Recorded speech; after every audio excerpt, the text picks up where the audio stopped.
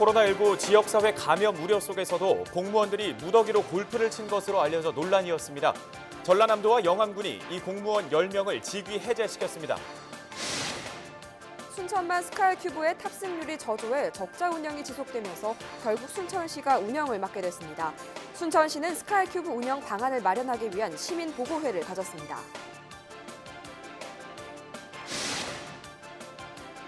무안반도 통합 논의가 계속됐지만 번번이 무산됐습니다. 최근 무안을 제외하고 목포와 신안의 행정구역을 통합하자는 논의가 다시 시작됐습니다. 장흥 다목접대 및 집중호우 등으로 수위가 차오르면서 수문을 개방했습니다. 앞으로 내릴 비에 대비하기 위해 8년 만에 수문을 열었습니다.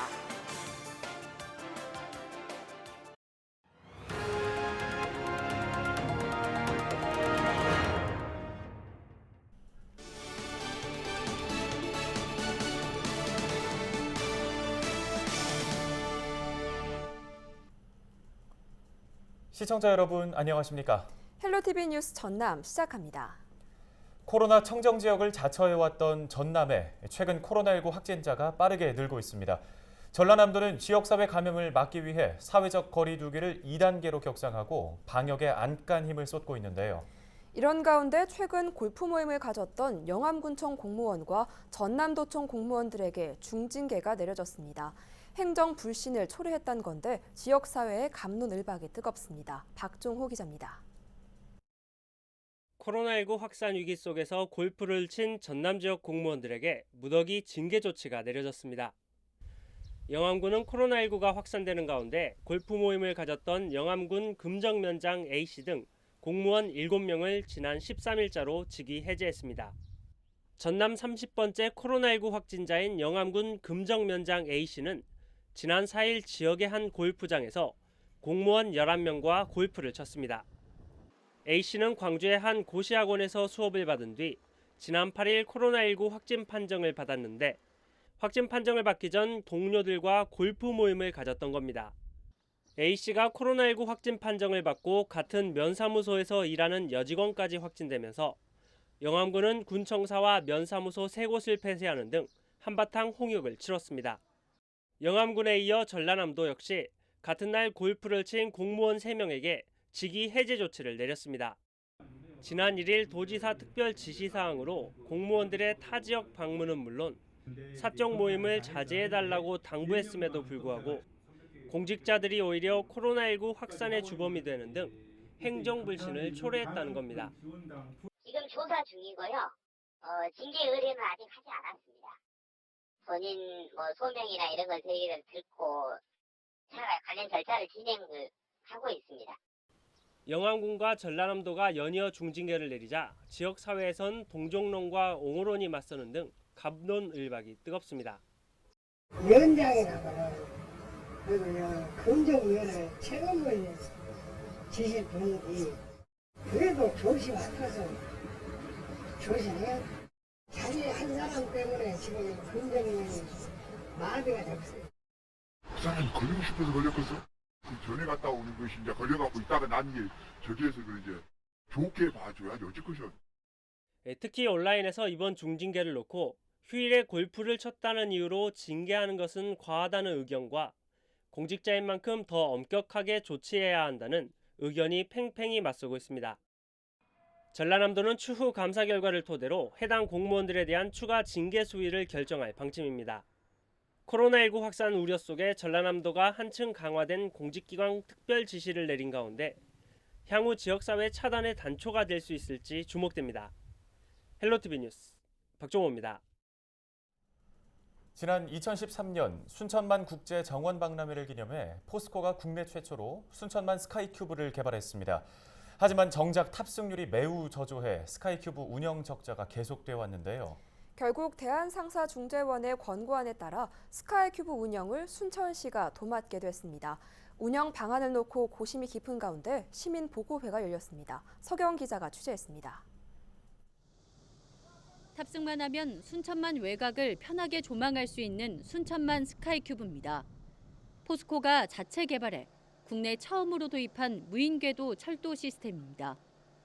포스코는 지난 2014년부터 스카이큐브를 운영해왔지만 6년 동안 1,300억 원이 넘는 적자를 봤다고 주장합니다. 포스코는 당초 연간 150만 명이 탑승하면 투자 비용 회수가 가능할 것으로 봤습니다. 하지만 연간 실제 탑승객은 30만 명, 전체 관광객의 8% 수준에 그쳤습니다. 대규모 설비 투자 비용이 투입됐지만 탑승객은 적고 운영 비용은 더해지면서 적자 폭이 커진 겁니다. 지난달 대한상사중재원의 결정에 따라 포스코는 순천시에 스카이큐브를 무상 기부했습니다. 순천시가 만성 적자인 스카이큐브 운영권을 넘겨받게 된 겁니다. 이런 상황에서 순천만 국가정원 현안을 공유하는 토론회가 열렸습니다. 시민들은 적지 않은 우려를 나타냈습니다. 최소 고용인원이 25명이라고 있습니다. 그러면 만약에 운행을 하다가 적자가 나면 이 고용 관계부터 포함해가지고 많은 적자가 순천시로부터 이게 또 안게 됩니다. 순천시는 2023 순천만 국제 정원 박람회를 앞둔 만큼 스카이큐브는 다시 운영해야 한다고 보고 있습니다. 의견 조율 과정에서 포스코는 스카이큐브 특허권을 주장하지 않기로 했고 앞으로 2년 동안 시설을 보수할 수 있도록 지원하기로 했습니다. 순천시는 오는 10월까지 범시민 인수위원회를 구성하기로 했습니다. 이 위원회를 통해 포스코에게 운영 기술을 이전받을 예정입니다. 또한 동시에 활용 방안 연구 용역을 진행해서 적자 폭을 줄여나갈 방법을 찾겠다는 계획입니다. 스카이큐브를 운영하려면 최소 25명의 직원이 투입돼야 하는데 순천시는 직접 운영을 할지 아니면 민간에 운영을 맡길지도 고심하고 있습니다. 직영을 받을 거냐, 직영 받아가서 일부 이제 민간이 다 할 거냐, 공기업자 공단을 만들어서 할 거냐, 그다음에 출자기관 저담법인을 만들어서 할 거냐, 이걸 어떻게 판단할지 저희들도 이 방법만 있다는 거 알지. 앞으로 이제 이거 전문가 용역 그리고 시민 의견 수렴해가지고 회의 나간다는 말씀 드립니다. 포스코와 순천시의 화해 권고안 결정에 따라 내년 4월 중순부터는 순천시가 스카이큐브를 운영해 나가야 하는 상황. 운영 방식은 이르면 오는 11월쯤 가닥이 잡힐 것으로 전망되는 가운데 지역사회 내 이목이 집중되고 있습니다. 헬로티비 뉴스 서경입니다.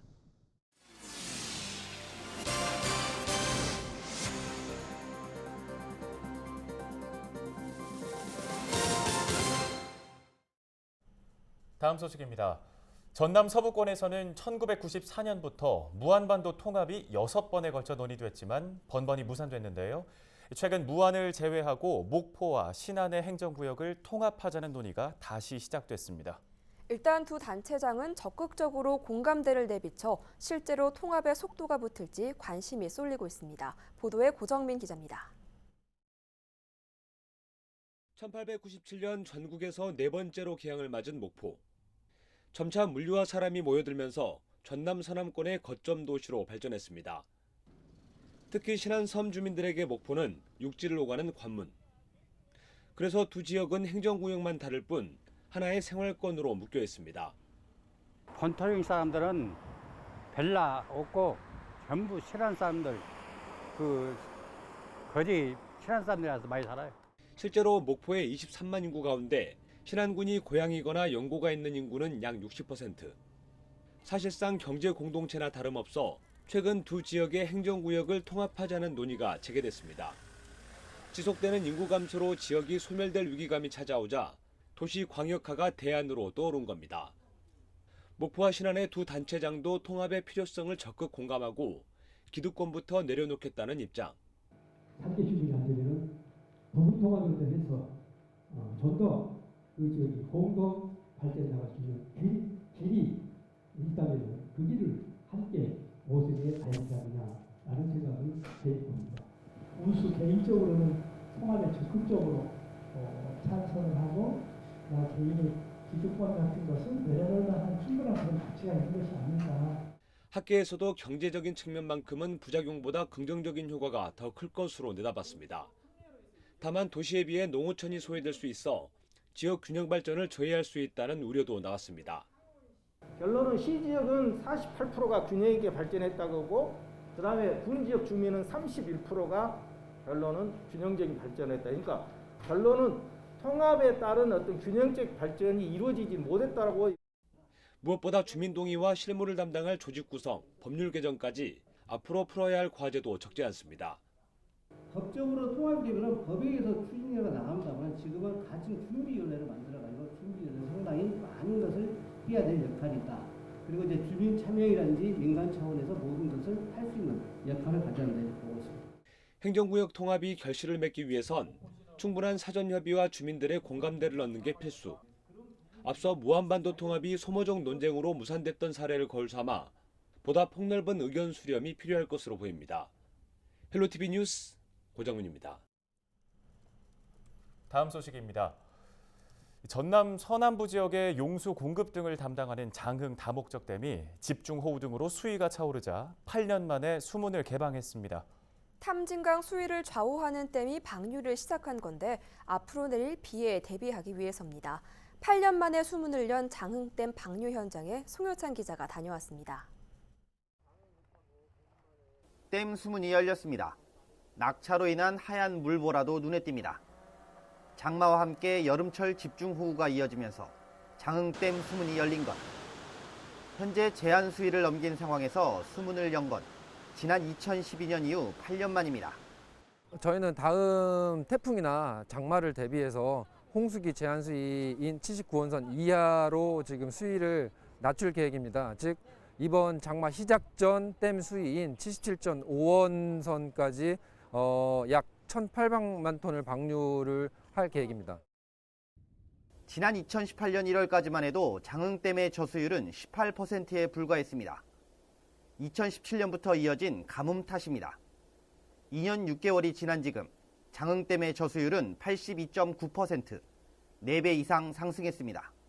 이른 장마로 적정 수계인 79m대를 넘긴 데다 다가오는 여름철 집중호우 등을 대비해 8년 만에 수문 개방이 결정된 것입니다. 한국수자원공사는 댐 하류 상황을 고려해 주민 피해가 없도록 수위를 조절하기로 했습니다. 개방된 수문은 오전과 오후 시간대로 나눠 물을 방류합니다. 오전에는 1초당 60톤, 오후에는 90톤의 물을 각각 쏟아냅니다. 최대 1초당 1,400여 톤의 물을 방류할 수 있지만 이른 장마 등으로 이미 수계가 높아진 하천 등을 감안해 용량을 조절하기로 한 것입니다. 만약의 사태를 대비해 댐 하류 지역 주민들에게는 3시간 전부터 30분 간격으로 방송 등을 통해 수문 개방을 알렸습니다. 또 직원들이 직접 하류 지역을 돌아다니며 차량 이동 조치와 함께 주민들을 다른 곳으로 대피시켰습니다. 아무래도 뭐 하천 고수부지에는 평소에 시민분들께서 주차도 많이 하시고 산책로로 많이 이용을 하시는데 수위가 올라가게 되면은 차가 침수가 되거나 아니면 위험하실 수도 있어서 그래서 계도를 하는 차원에 있습니다. 수자원공사는 이번 방류로 탐진강 수위가 다소 높아지고 유속이 빨라지는 만큼 주의를 당부했습니다. 8년 만에 수문을 열게 된 장흥 다목적댐. 오는 17일까지 1,800만 톤을 모두 방류할 예정입니다. 헬로티비 뉴스 송유차입니다.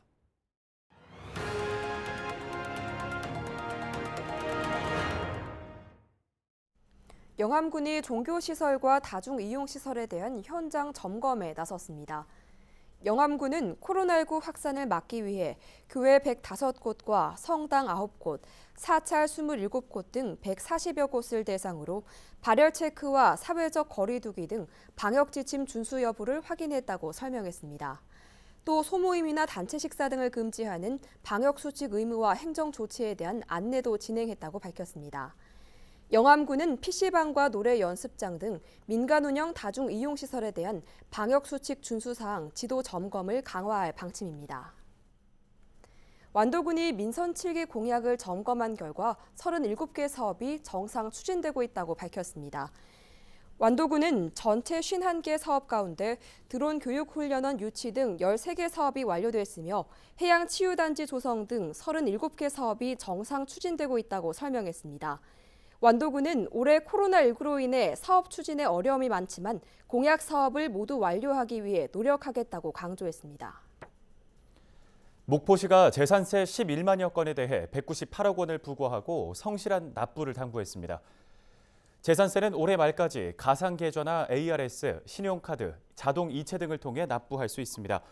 올해부터는 세액이 250만 원이 넘을 경우 분납 신청이 가능하고 코로나19로 피해를 입은 납세자는 연장을 요청할 수 있습니다.